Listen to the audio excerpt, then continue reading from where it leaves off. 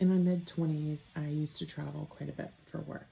I was gone about 20 weeks out of the year.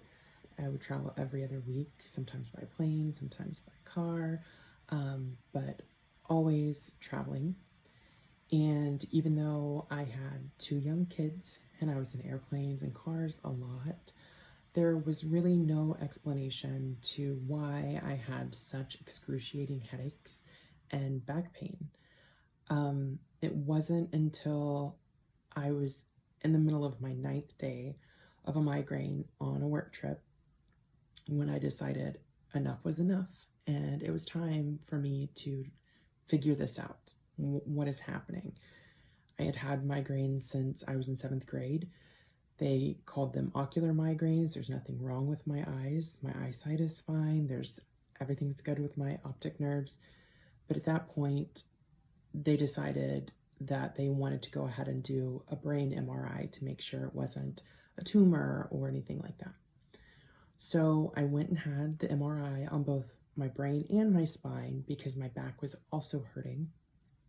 And that's when they discovered that I have syringomyelia. I was diagnosed on St. Patrick's Day in 2011, and a year later, they diagnosed me with Chiari Malformation Type 0. I had heard of Chiari before because I have a really good friend of mine from college who had Chiari, and I knew how much it impacted his life. So I knew what that was about, but I had no idea what syringomyelia was. In fact, the nurse actually said, you should Google it because we don't know a lot about it here.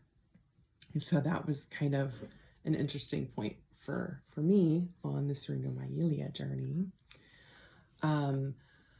Over the years, my symptoms have ranged from just your typical headache, stiffness in the neck, loss of vision. Sometimes with my migraines, lose complete vision. I get migraines. I have weakness in my limbs.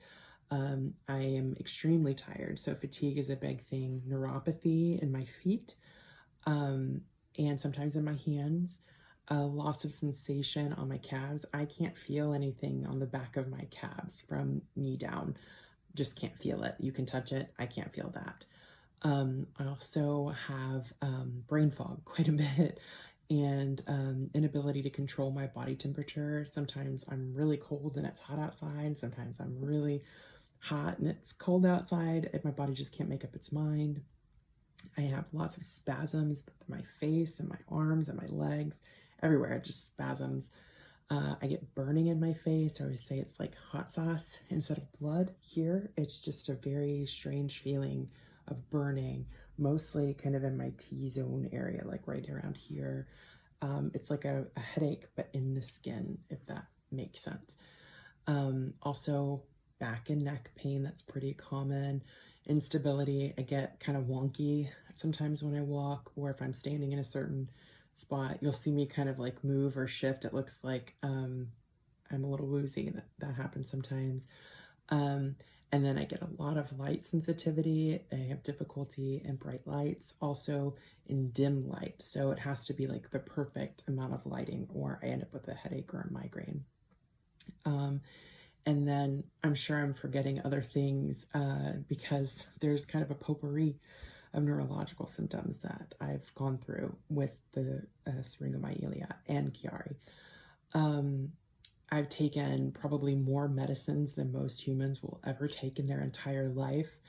I've seen so many doctors that I forget who I'm going to at some point. I also think that my copays have probably paid for like wings on medical towers and things like that. I feel like they should name a tower after me because of how much I've had to pay over the years for that kind of stuff. And then I've also had moments where I have felt helpless and tired and weak and really scared.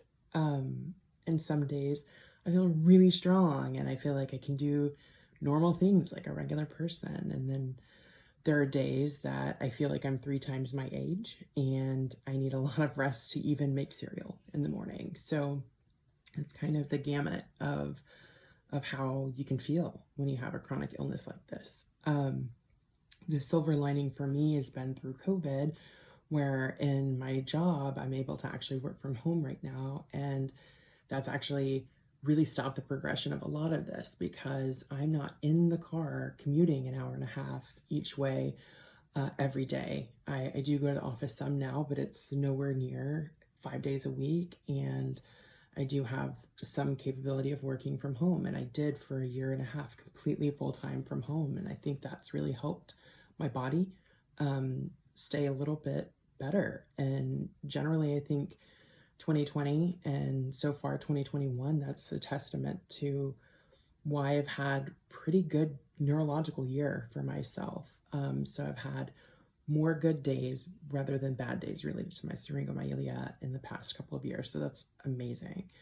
One thing, my neurological team, the neurosurgeon, when I first was diagnosed with syringomyelia, one of the things that he said to my parents and me was that I would be very likely to be wheelchair bound in 10 to 15 years. That was in 2011, and we are in 2021 now. So we hit that 10-year mark. I'm still walking. I don't use a cane right now. I don't really have any need for any kind of ambulatory support at this point. And I am so thankful that my body hasn't gone to the extreme that the doctors thought. So the degradation is there, but it's not anywhere near the extent that they thought it would be. So that's really awesome. Days are still hard sometimes. And I'm very thankful though for every day that I'm able to walk and have like a relatively normal life.